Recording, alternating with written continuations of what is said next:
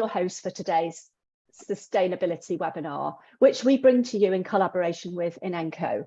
Once again, I've got two excellent speakers with me, Simon and Greg, and I'll let them introduce themselves shortly. Today, we'll be focusing on sustainability trends in FM on the day the government publishes its latest net zero plan. So it seems we are highly topical today. In last year's sustainability survey, we identified a clear gap between intent and action.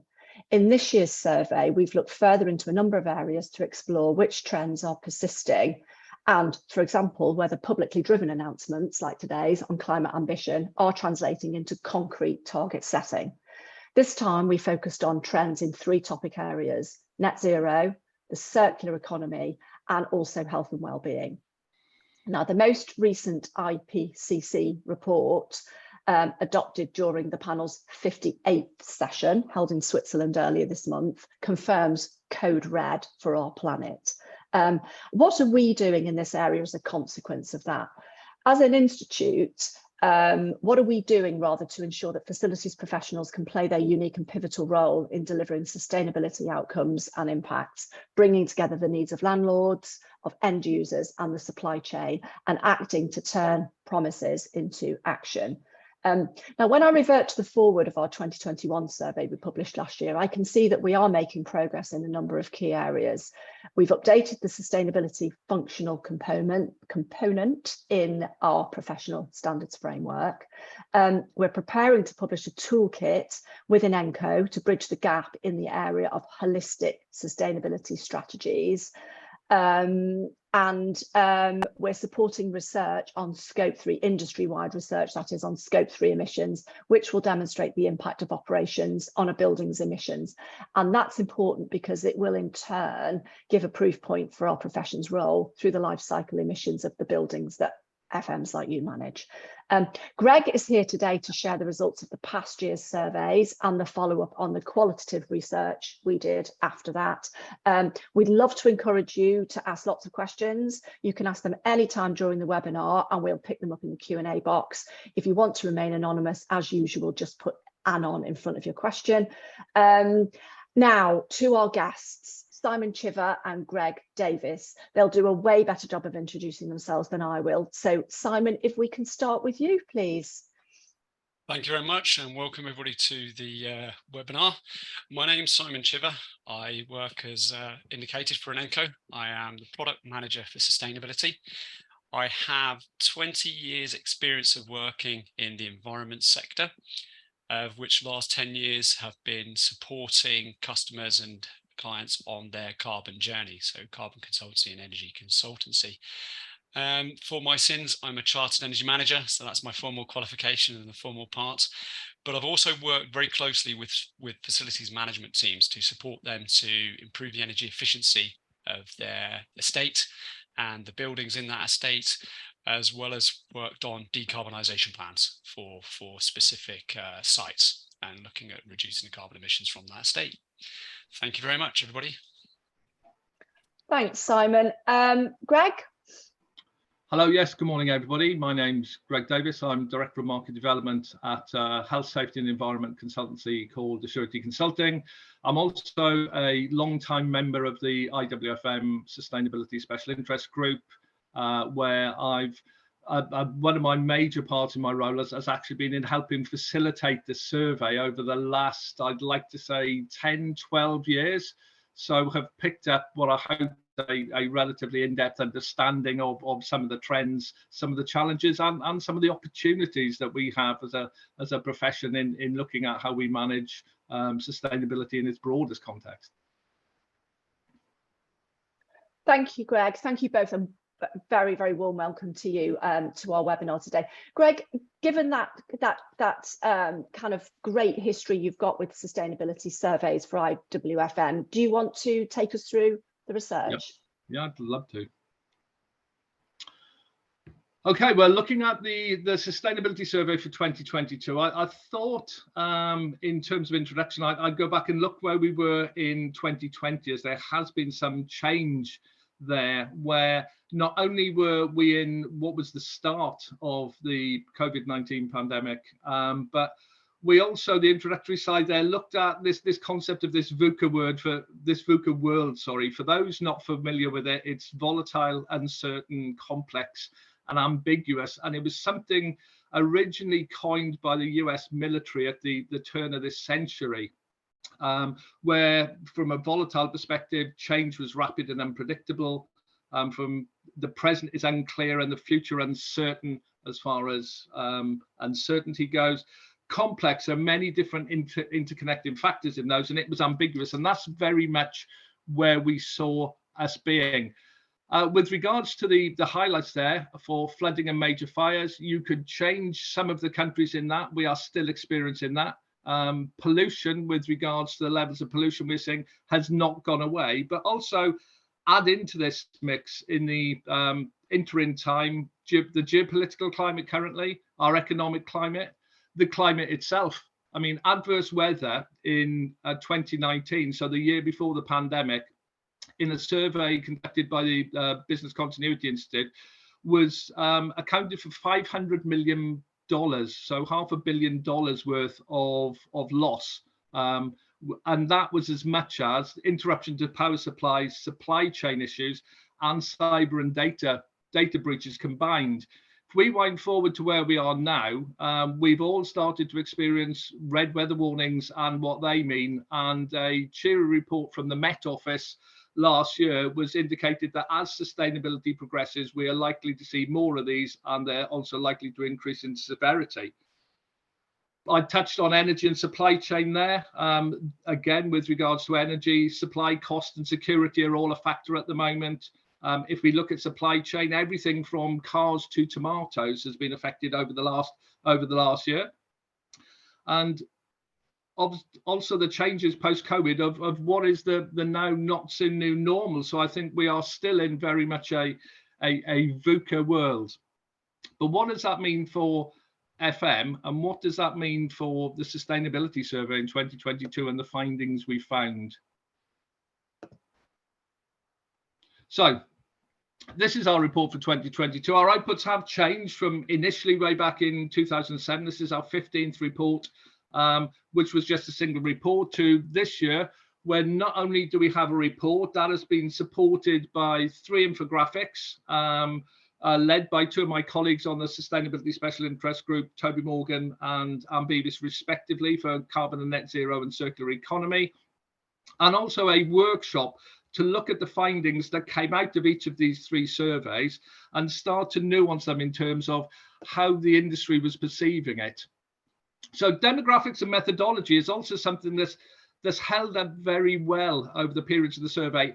End users tend to predominate in terms of survey feedback, with over 50% contributing to each. Majority of responses do tend to come from middle and senior management. And again, you will see from the stats there in pink, 78% or more were middle and senior management responses. And with regards to the employees, while there was a big cohort of above 1,000 employees, the survey was far more representative of organisations. If we break that down and actually look at it, approximately 25% were in organisations of 1 to 249 employees, a further 25% between 250 and 1,000, and then that 1,000 and above 5,000 contributed a further 25%. So it is a very much a rounded document. So what were the major findings? Well, carbon and net zero, as Toby in his introduction talked about, is some of our biggest challenges for our organisations. We'll see there the rest of the quote. Workplaces and FM professionals are going to be centred to success in driving this change. So what, from the perspective of carbon management, are being addressed currently within the workplace and FM sector? Here are the responses we've got, and fairly predictably at the top there, the majority we have are where we're dealing directly with carbon in the form of energy. So we've got energy efficiencies and renewable energy first and third on the list there, above 70%. Those waste practices I will come back to. Perhaps one of the takeaway messages for this is where those scope 3 emissions, Jenny alluded to this earlier in the work we're doing with scope 3, where they're sitting, because some of those are much further down the list. But if we are going to achieve net zero, they need to be part of the mix. Another one, as I'll come on to talk about with regards to waste and circular economy, the next section is where they're sitting, because there does seem to be a clear juxtaposition there with waste practices at 76%. Yeah, broader circular economy at 27%, and we'll look at this in a little bit more detail in the next section. So, one of the other takeaways came from is looking at who was, in terms of organisations, what areas of the following that were FM and workplace functions, where were they involved in relation to carbon and net zero? And at the top there, we had 41% for objectives and strategy. And at the bottom, 14% for skills integrated into the normal services. So they tend to be the two poles. One, we're setting some objectives and putting strategy in place. And the other one, we're actually delivering this because our skills are integrated into our normal services. The remainder of those areas, you can see down that list, fell somewhere between them. We start to percentage those out for those organisations who are confident about having clear and comprehensive coverage. It's 28%, so less than 30% of organisations there. There's some will be much further down the road than others, but for example, looking at the third one down there, baseline and ongoing data is at 33%.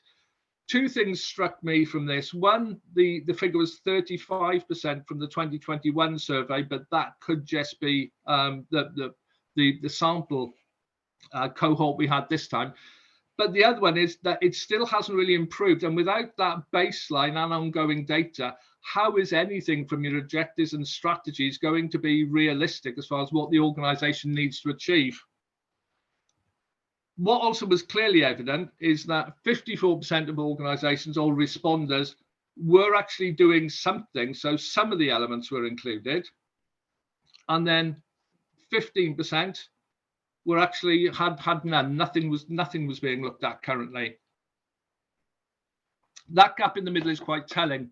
And I think it in part paints a picture of where we are with broader net zero and particularly scope 3 emissions. Scope 3 emissions are difficult. It's going to require the organisation to look far more broadly, and I think this is very representative of where we are now in organisations coming to terms with that and starting to understand what they need to do. It's part of the reason why the SIG along with IWFM are investing in looking at the scope 3 emissions from an FM perspective and what we can be doing in the future. If we then move on to circular economy, which was our second survey, you can see from one of the comments there, while waste reduction is a useful way of measuring circular economy initiatives, perhaps we start to be needing to think a little bit more differently. Now, historically, waste was very much, or our management of it was very much about we'd buy something, we'd use it, and we'd dispose of it. So it was very short and very linear. Now we have a much more integrated process that we need to consider, and it needs to be whole of life. The waste hierarchy talked about eliminate, then reduce, reuse, recycle, recover, and then dispose. And while there are a huge number of different definitions for circular economy, but it's with each of those. The first question is, do we need it in the first place? And if then we need it, how can we go about managing it to where we have the least amount we need? And then for each of those other elements, there are almost little returns or little circles in there where, as it progresses down, we're filtering out elements through the whole stream before we get to dispose, which is the last bit at the end. This needs, again, broader consideration. So in terms of looking at what's driving circular economy, unsurprisingly, carbon and net zero reduction targets are at the top, with reducing environmental impacts and responsible business as the top three as far as end users go. We also challenged this by asking, what was the perception of service providers for their end users? And you know what? It was pretty similar in most areas, as you can see by the comparisons there on first view. But there were some slight differences in the changes. And if we look at these figures now, the figures in red are the ones where end users scored higher than service providers. and vice versa on the service provider list, where they scored higher. Most of them tended to be round about a 10% difference as well, with the exception, of course, of stakeholder pressure, which both recorded at 21%. And perhaps we're seeing there how this is being delivered across both, where the end user is very much focused on what are we doing from our business perspective, and the client organizations in how we can support that with cost savings and procurement requirements, primarily being the two major drivers there.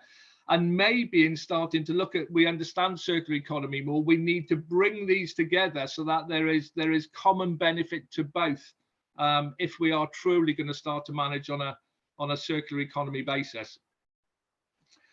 What were the main barriers we found?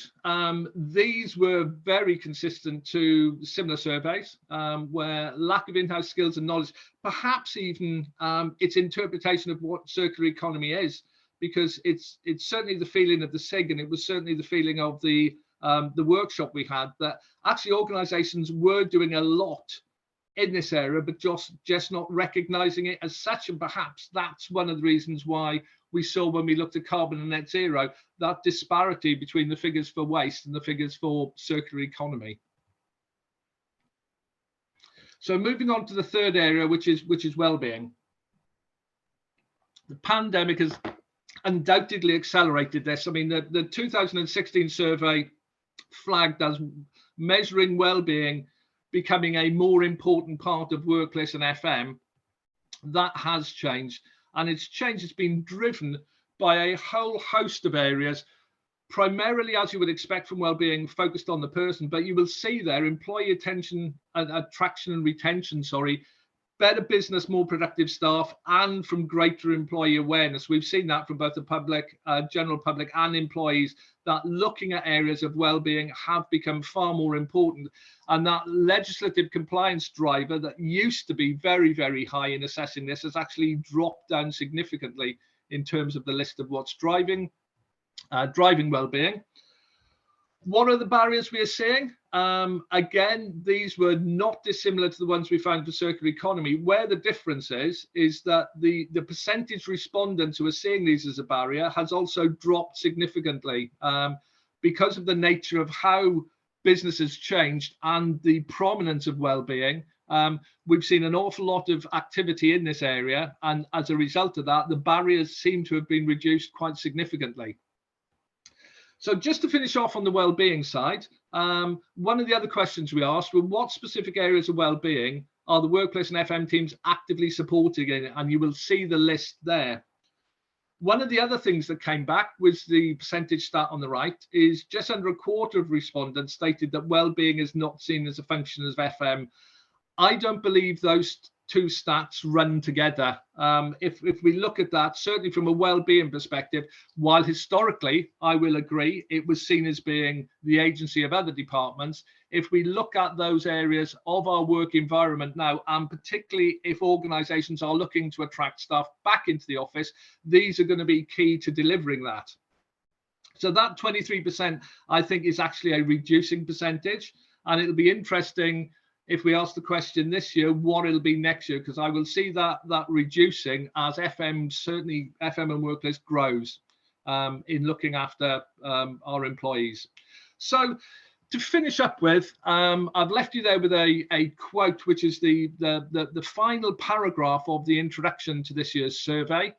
And I think it dovetails in quite nicely with where are we with this continued VUCA world. So maybe some thoughts to leave you with. As far as our planning from a sustainability perspective, it needs to be viable. We need to be able to have it to work for our organization. It needs to be understood by all. And this is certainly one of those clear areas. We will be working more integrated with more departments if we are going to succeed in our aspirations through net zero, circular economy, and indeed well-being. It needs to be considered in terms of what both we can achieve and what we need to do. And it needs to be it needs to be achievable. From a reporting perspective, it needs to be verifiable. We have to be able to prove what we're saying. It needs to be uniform. That's throughout the organization. It needs coordination. Again, we're looking at all business, all organization here, and it needs to be adaptable. It will change. Where we sit now may not be where we sit in 3 or 4 years' time on our net zero journey, certainly with changes in technology and behaviours, wellbeing being a great example of that. And finally, to finish up in terms of looking at activities, just waiting for my final slide to come through. I don't know, Lauren, if you can help me with this one, if you could click me on. The other point with this is it could be our profession. So we need to be visible. We need to be uncompromising in what we need to achieve.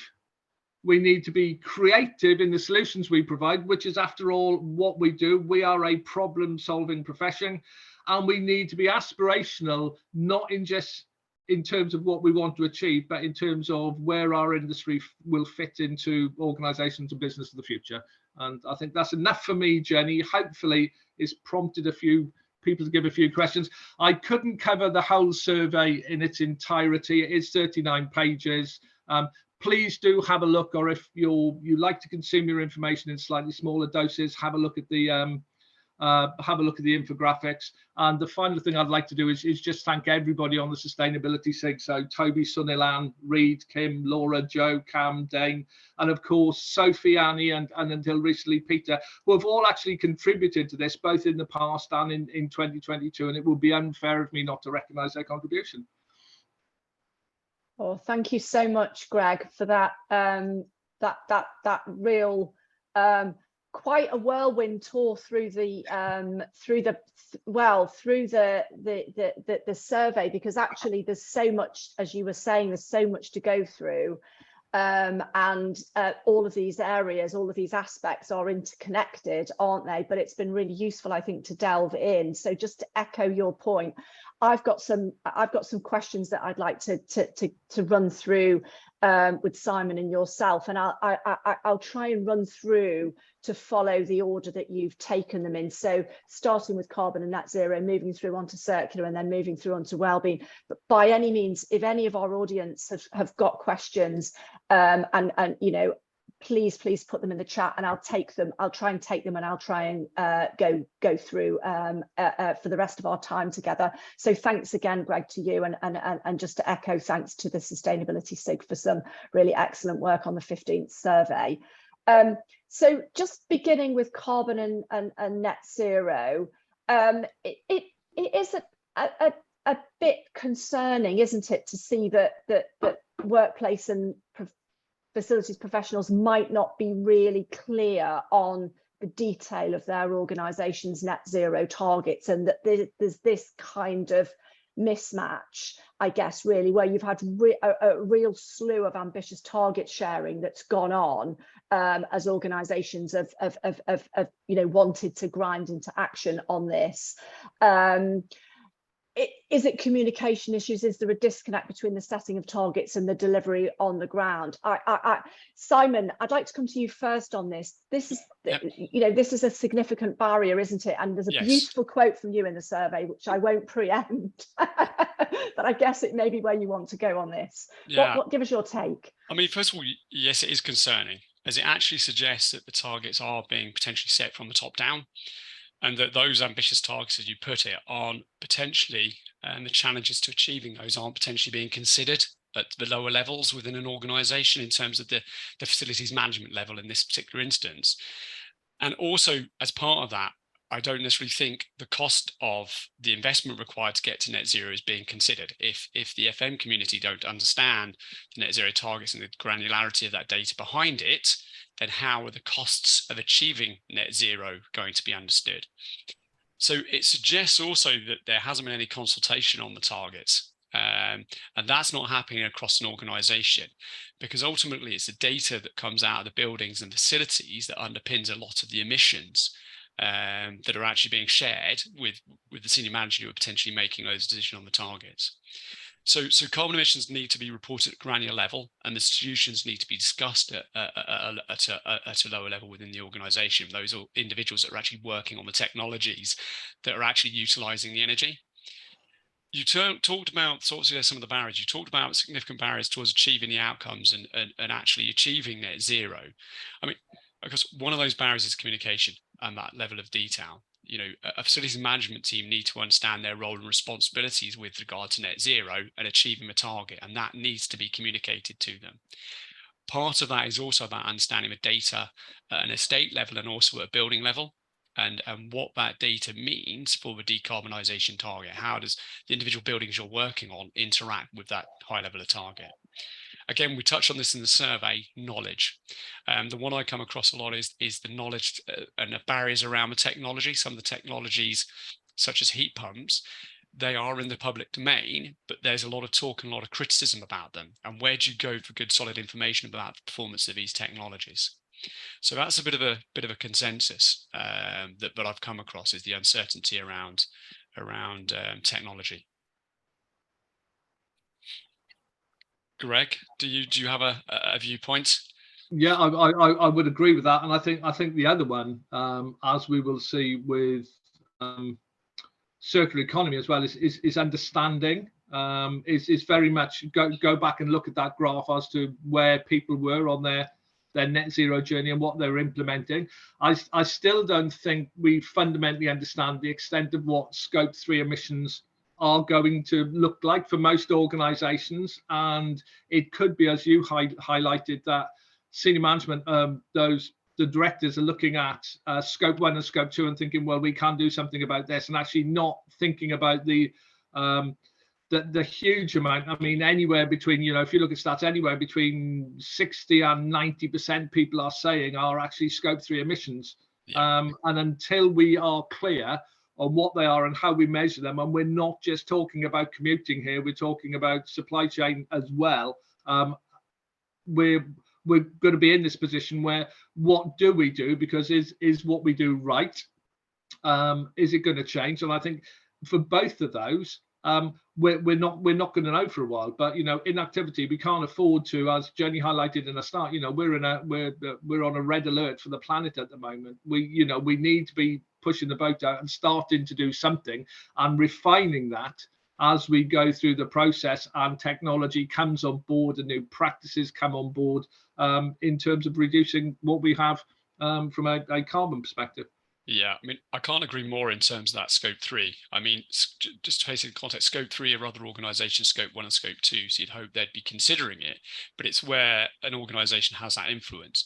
And some of the analysis in terms of circular economy and that impact of Scope 3, some of the analysis that I've done for clients actually suggests it's as high as 98%. And some of these organisations have significant energy demand within their business. And so when you look at it in context, you think to yourself, actually, this is your biggest challenges. And they are certainly challenges to removal of, natural gas and other gaseous fossil fuels. But Scope 3 is definitely a problem and definitely a challenge. And of course, anybody that's been following the news recently would have seen the 7th IPCC report, which suggests that if we continue business as usual, and if we continue on the route that we are indeed, whilst, as I said, there has been this groundswell of net zero target setting, but actually there is a suggestion that it's not enough. And the IPCC report has suggested that we're now, unless we act urgently, we're on projection to go extend the global warming will go above 1.5 degrees C. And from an FM perspective, it's understanding and looking at those strategies and understanding how you can actually potentially help to implement them and help raise awareness of some of these issues, driving it back up to the senior management teams. Yeah, absolutely. Thanking you both so much. So we've got tons of questions rolling in, so I was really thrilled to see that, and I'll try and get through them. So just trying to play that back a little bit. There was quite a lot to unpack in what you said there.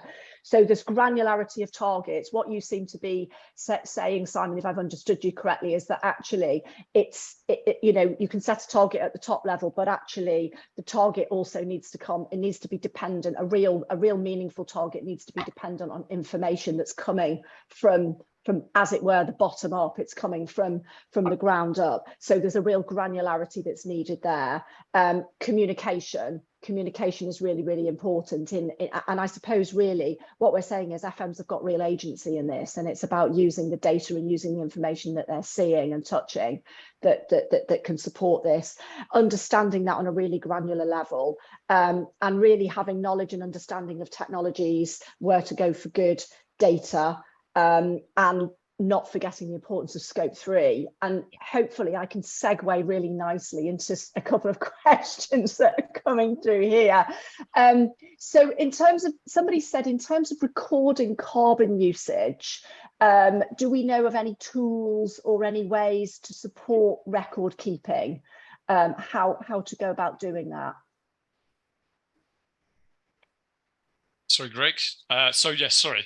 So I was writing as I said, there are multiple tools that are out in the marketplace that can help an organisation to understand its portfolio and the carbon emissions within the portfolio. They're constantly developing, but actually we're finding that quite a lot of successful management of carbon is done on a spreadsheet.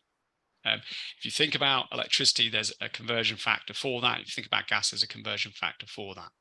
I obviously can't name any particular softwares. In Enco, we have our own software to help you understand carbon and our own visualization software. Obviously, I can't necessarily indicate other organizations.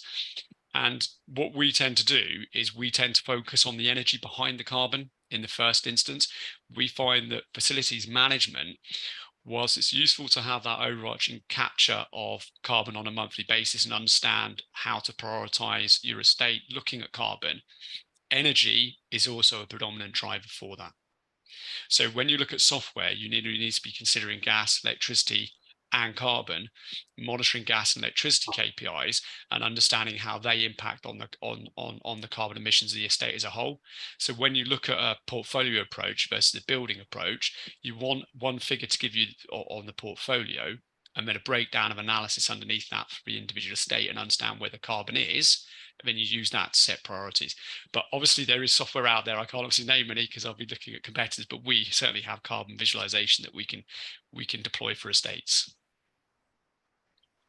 Thank you very much, Simon. But as I say, software is always developing. The challenge we have is it's tailoring it for the individual needs of organizations and their reporting structures. That's the harder bit, actually. It's understanding who needs to know the information and at what level of granularity. And we spend a lot of time looking at that granularity, and for example, setting site level carbon targets. We've done that for the organizations to help individual FM teams within a building understand where they sit within the estate, and also to report to them what that carbon emission. So we then look at a system of site-wide action plans and also estate-wide strategies.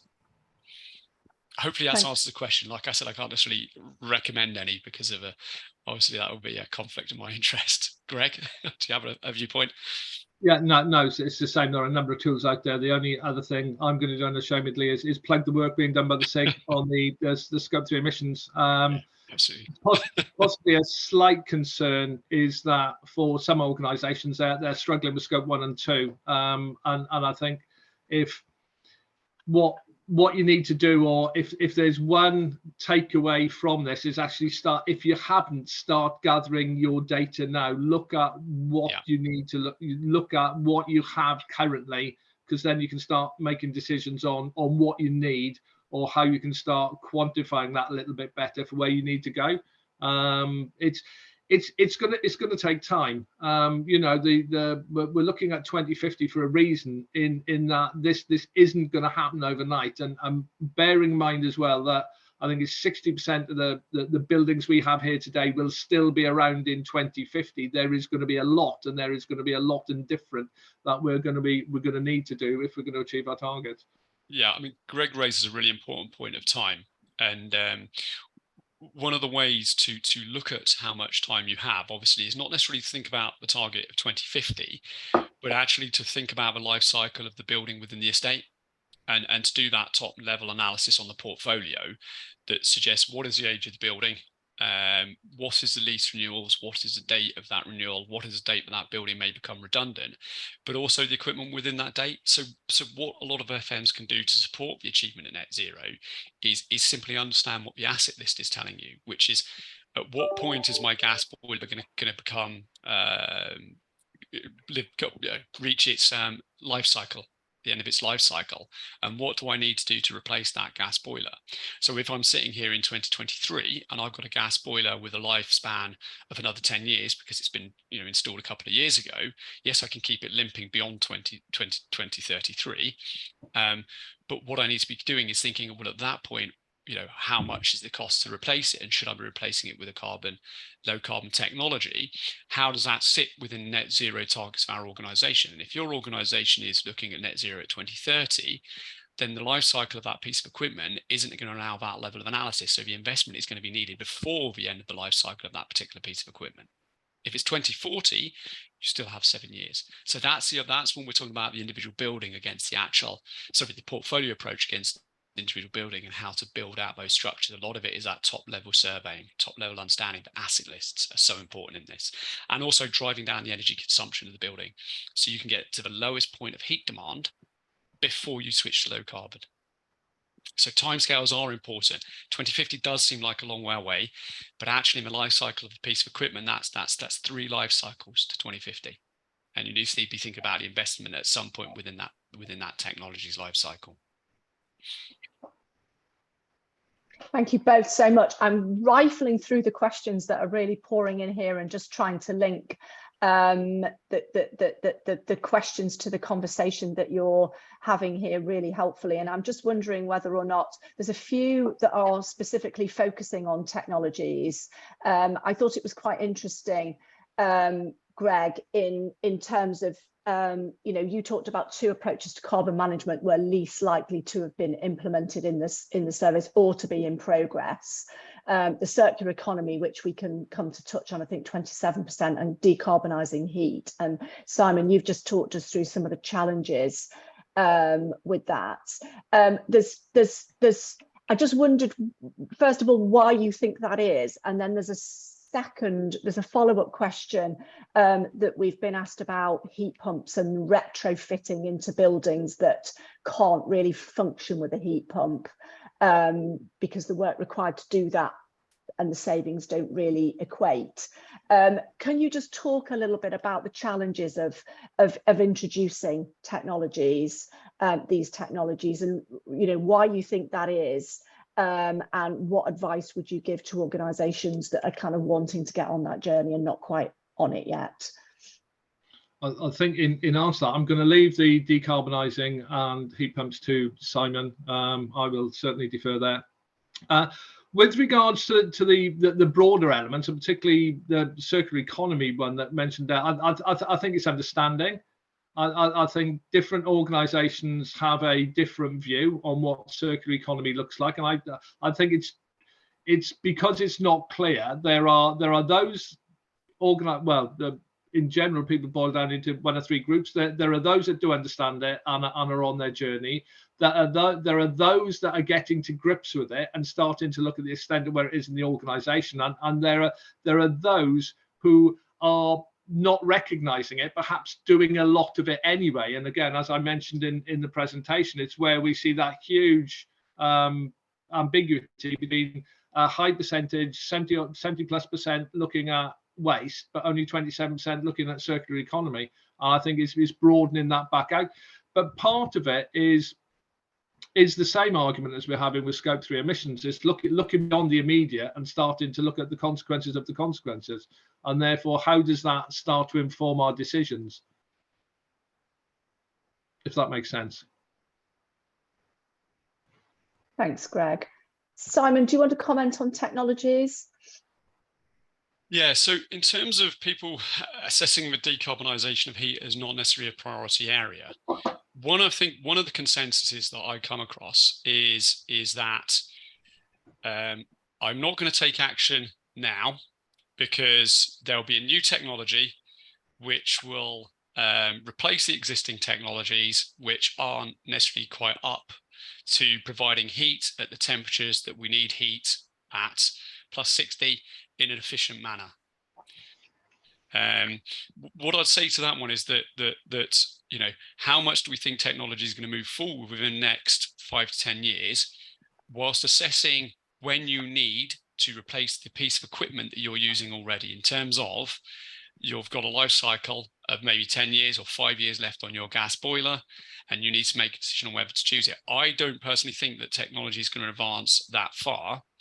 And there certainly are technologies which can replace existing gas boilers now. We're doing it. We are decarbonising as we speak. We've got decarbonisation projects for our clients, and we're replacing them with heat pumps. Unfortunately, that does mean that rather than necessarily a very high cost, high temperature heat pump, we've actually got the lower cost, low temperature heat pump with electric backup and electric boosters. What organizations have got to do, and the important thing is somebody mentioned there the high cost.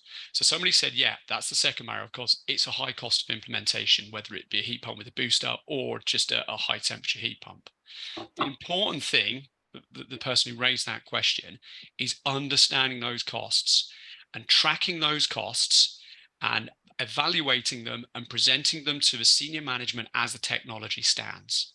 So if you're saying that it's X amount of money to install the installation that's needed, now all buildings potentially are suitable for heat pumps because you can actually boost the temperature to whatever temperature you desire using direct electric to water. Direct electric heating. So it's about ensuring that dialogue happens and that the costs are tracked and the technologies are tracked. But to work backwards from any net zero date, to ascertain at what point should we be taking action. And that's the duty, is to keep informing that the cost may be too high. And at the same time, assessing the life cycle of that particular building. And the more important strategic conversation is whether that building should be in the portfolio or not.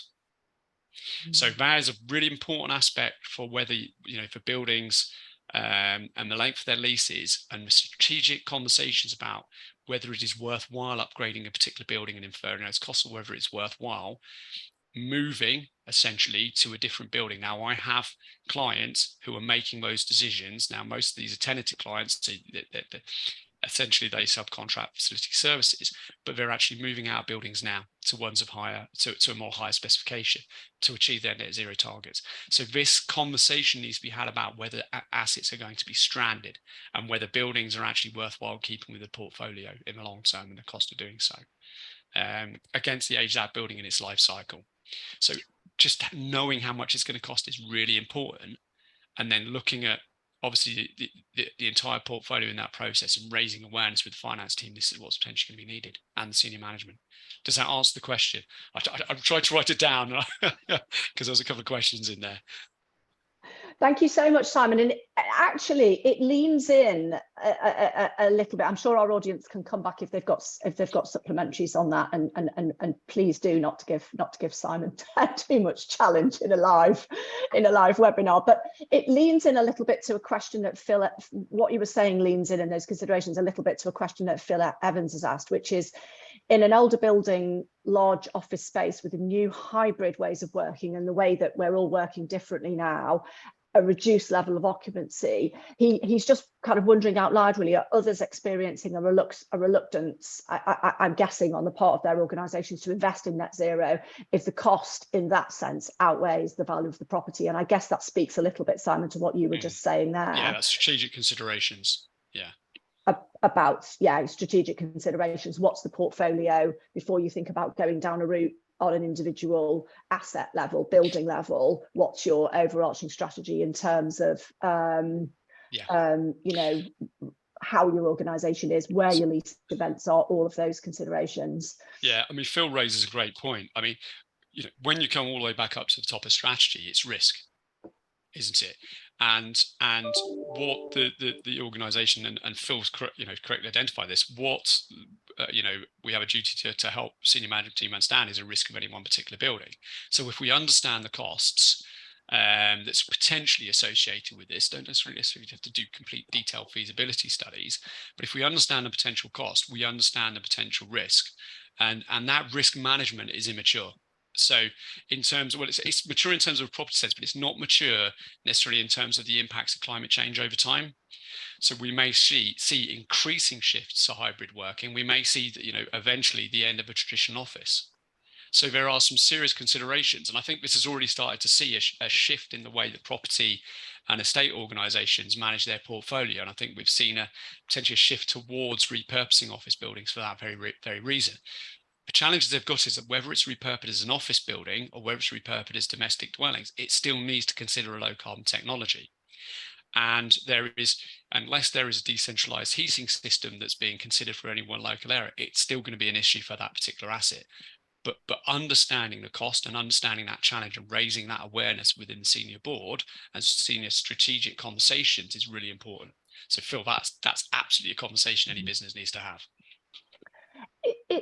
Simon, I'm just gonna follow up another one because it links to this a little bit, and it's possibly one for you and Greg to reflect on, really. But Susie Speakman says I think it talks to the strategy question that you're describing.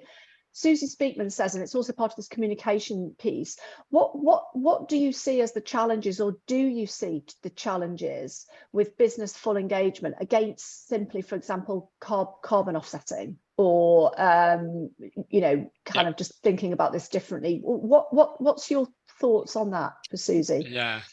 Okay. So yeah, it does speak to the strategic piece, but carbon offsetting is about reducing the carbon emissions elsewhere to offset the emissions that you're producing. So it's carbon reduction in the sense that you're looking at a project that will reduce the use of somebody else's carbon emissions. And unfortunately, the use of offsetting is increasingly being recognized as essentially as not a solution to reducing carbon emissions.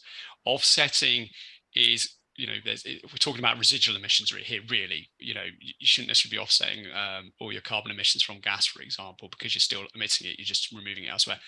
Increasingly, and if anybody's taking a look at science-based targets initiatives, for example, it doesn't accept offsetting as a methodology for removing carbon, because it does not remove, so I'm not explaining this right. It doesn't remove the carbon from the atmosphere. Essentially, you're only reducing it somewhere else. It's still being emitted. You've still got a carbon issue.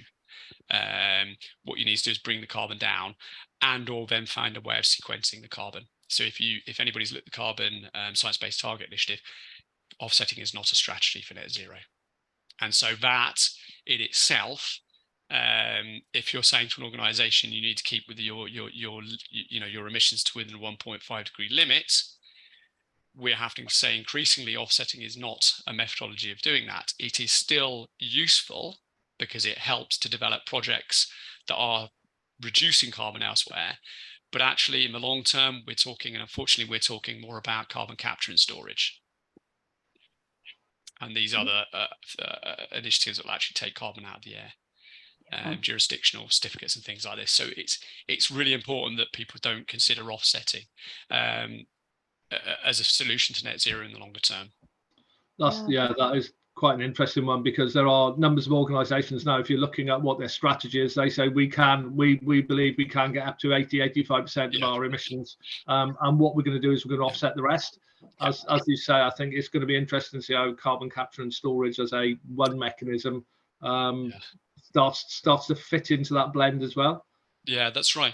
I mean, in terms of an individual organisation's carbon emissions, you know, essentially, but if you look at keeping within a 1.5 degree limit on your carbon, you have about a 5% budget on scope 1 and scope 2. You know, almost like this idea of de minimis, that there's 5% emissions that you continue to make to fit within the budget. In terms of scope 3, they're looking at, you know, it's looking at something like a 70% reduction of scope 3 emissions. So there is, you know, we're not going to operate in a world where where carbon emissions are reduced to zero, but we're certainly looking to avoid the consequences of global warming of a world where we need to resolve the carbon capture currently in accordance with the science. And that's another question, because of course there's these arguments about its maturity. But by investing in somebody, and that's the other thing. So you know, my view is you invest in energy efficiency to get your emissions down by as much as physically possible, and then you as an organisation potentially look to invest in some of these other organisations. That to me is potentially more worthwhile than potentially investing in an offset. And then maybe even extend your carbon net zero targets out a little bit, which I'm certainly talking to some of my clients about, extending net zero for particularly scope 3 out to give time for the investment to actually happen. So that's how I would approach it, you know, sitting there, and that's how I advise my clients to approach it. draw a scope, potentially draw your targets, and don't be so ambitious. People who've got 2030 scope 1, scope 2 emissions, they're the ones that do have the investment. If you don't, just explain what you're doing, and rather than potentially offset, consider investing in projects of a high standard that look to capture carbon and sequester carbon. That's what my advice would be, because that will help us to get the overall carbon budget to where it needs to be. So absolutely unequivocal view there, Simon, on offsetting, and from Greg. I think it's really useful to have that clarity, and also not only the clarity, but I think the reason why it's not regarded as actually a long-term tenable solution. Right. The best description I've heard of offsetting is paying somebody to go on a diet for you. But that's right. I mean, actually, yeah, I can remember that, because I do sometimes struggle to describe it, and as you can see, especially when I'm in a webinar. It was very, very clear. Very clear. I'm really conscious of time, and we've got loads of questions, which is really great. And I want to come back. I want to touch a little bit on circular economy, and I want to touch a little bit on well-being before we go. But there's so much to unpack in this. We've gone through touching on the circular economy as we've had our discussion, and I think I suppose really the question to you is why? Well, two sides of it really. Why is it so often equated with waste management and recycling, but there's so much opportunity in recycling? What's the barrier? And actually somebody's asked a question about that. I'm just trying to get to Will Wiley, who said he's seeing a challenge of greenwash and misinformation around recycling, but actually we're seeing the circular economy as being a much bigger part of that, with do you need it in the first place perhaps being the start of that. So I just wondered whether you could both comment on that and why you think the uptake of it's not as high as it should be. Is there a big education piece there to be done? There is, it's understanding. The fact that we've jumped in to talk about waste and recycling misses out a whole cohort of what we should be doing in the interim, as in terms of processes. As I said, that rethink what you're doing, why you're purchasing that, where you're purchasing it from, what are the implications of that purchasing. Start from there and then work through the process. And it's all, as I said, it's looking at whole of life. Simon's already talked about this with regards to capital kits, heating, etc. But it's in some of the other things. It's in everything else as well, and it's important as part of the net zero mix. So I think it is understanding. There is an education piece here. It's something that the SIG has once again recognised, and we will be looking to plug that gap in some way, shape, or form. But yeah, it's education, and you know the biggest barrier to it was I don't understand, or we don't have enough skills. Yeah, that's right. Sorry, Simon, you go. You mentioned there's lots of challenges with recycling and negative and greenwash, but that means that organisations are taking action, and they might not be getting it right, and they might come under threat for doing that. But that's the importance of calling it out, because if somebody doesn't call it out, then the practice and the procedure isn't going to improve. So we need early adopters. We potentially need them to get it wrong. We need the communication sometimes not to be on point, and I think we can all think of examples in our head where that hasn't been the case. But if somebody doesn't do it and make that first effort, who's gonna lead? We need those leaders in the thinking around circular economy. And I think Greg put it really succinctly, actually, that the term circular economy is a concept that's not particularly understood. Other ways of explaining it is using the waste hierarchy, as Greg clearly said there, which is essentially we're looking at supply chain management. This is what Scope 3 emissions control is all about. It's about supply chain management. It's looking at a contract, looking at there is alternative ways, or a product or service in terms of product or service, and looking if there's alternative ways of managing that contract that can reduce the carbon emissions within that contract. Is there alternatives out there that are even slightly more sustainable than the ones that are being used? So Scope 3 is supply chain management. That's the key aspect. That's the key takeaway. It's supply chain management, and that means driving the idea of reuse, which is essentially the circular economy, which is extending, very straightforwardly extending the life of existing equipment and also existing and the things that you purchase within the organisation. And in some cases, that may mean extending the life of a gas boiler to such a point where it makes economic sense to switch if you haven't got the investment. Yeah. That's the reality of it. Yeah. It's really refreshing, actually, Simon, to have this input here, because what's coming across to me and what you're saying is actually it's really practical. It's not, this is absolutely critical to make these changes, but actually you've got to think about the practical realities for your business, for your organisation, for your budgeting, and it's not an absolute fundamentalist orthodoxy.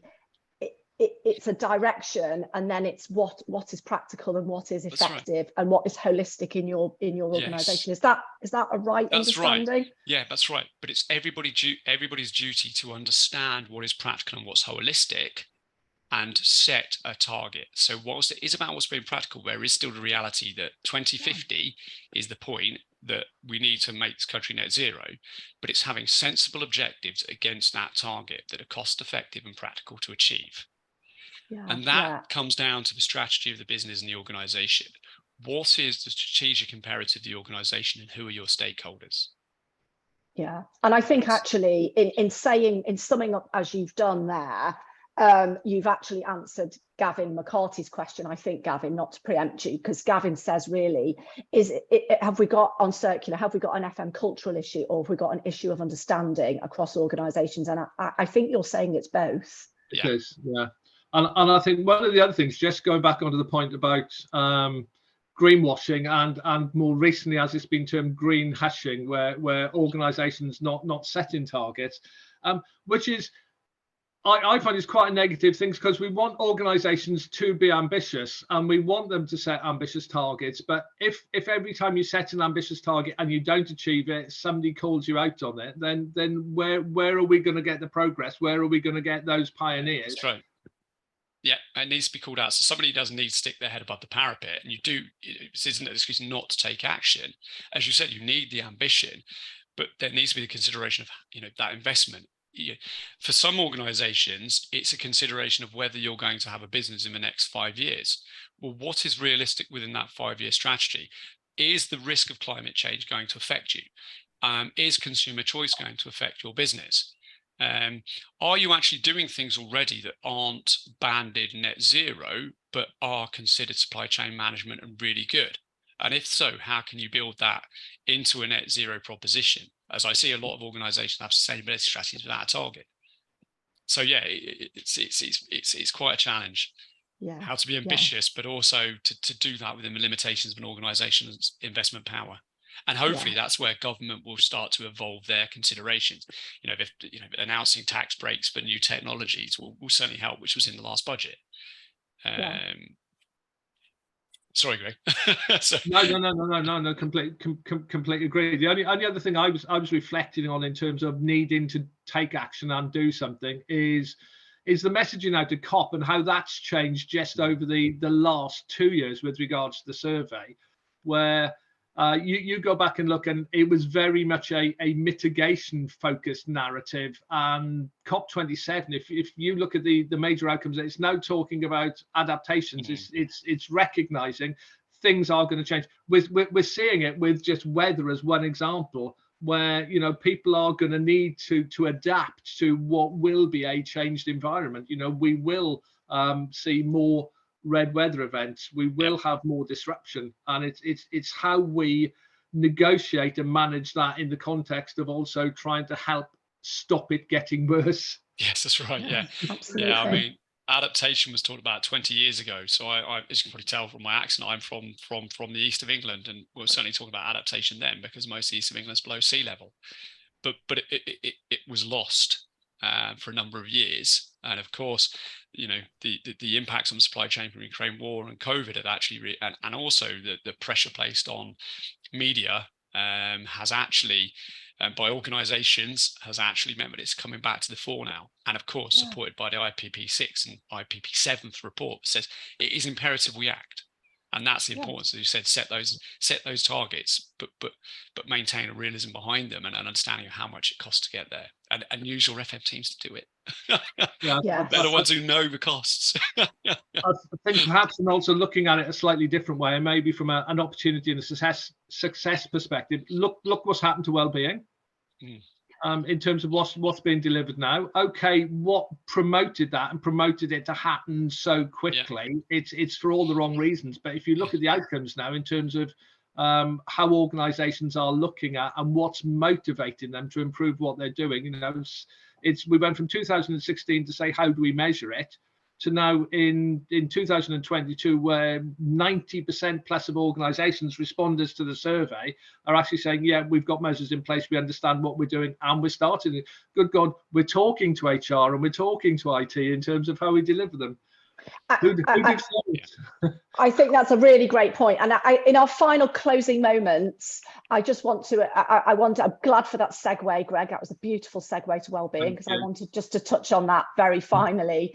But I think it kind of, what you've just said, I think almost it touches on a question that Jason Kerr has posted, which is, and again, Jason, forgive me if I'm hugely paraphrasing you, but should he doesn't say does well-being be an FM role, but he says should sustainability broadly be an FM role.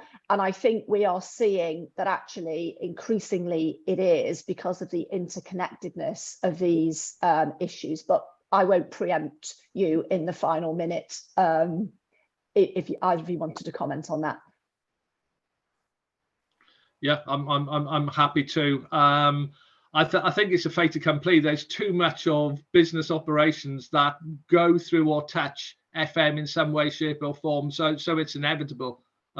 It's inevitable. However it works within your organisations, whether you have a separate sustainability department, whether it's managed through a myriad of departments, or whether it actually comes under the role of FM.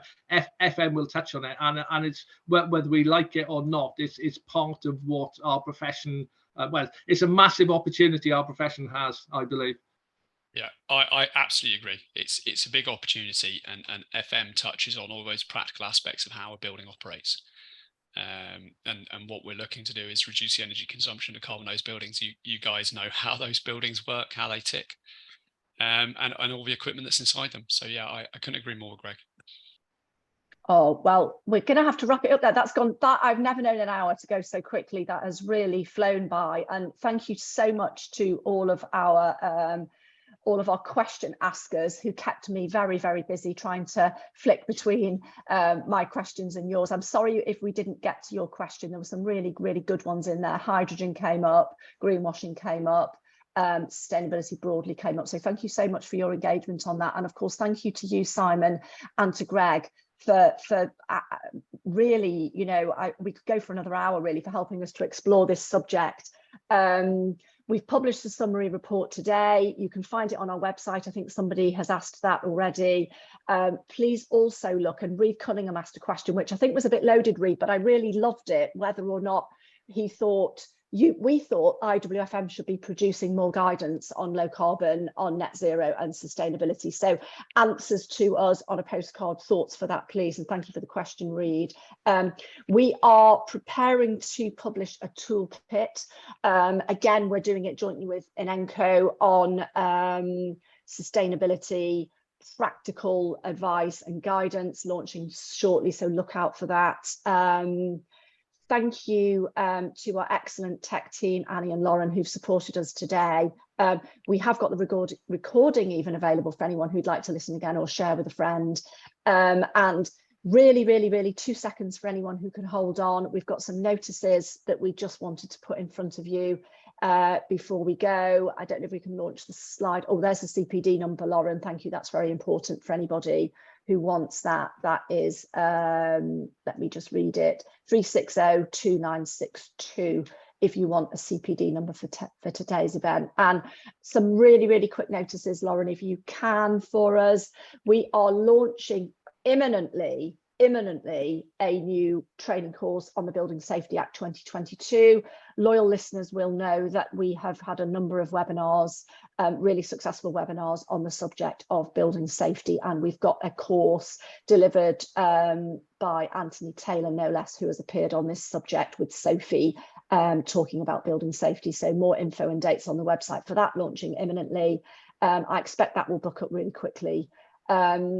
Finally, a quick plug for our 2023 Impact Awards. And I say this because we've been awarding FM Excellence in Sustainability for over 2 decades at the Sustainability Awards. And it's really just to underline the depth and the breadth of, you know, workplace and facilities management really being able to make a difference in this hugely critical area. So if you've got a great project or, you know, a brilliant leader, you've got till the 5th of April to enter that.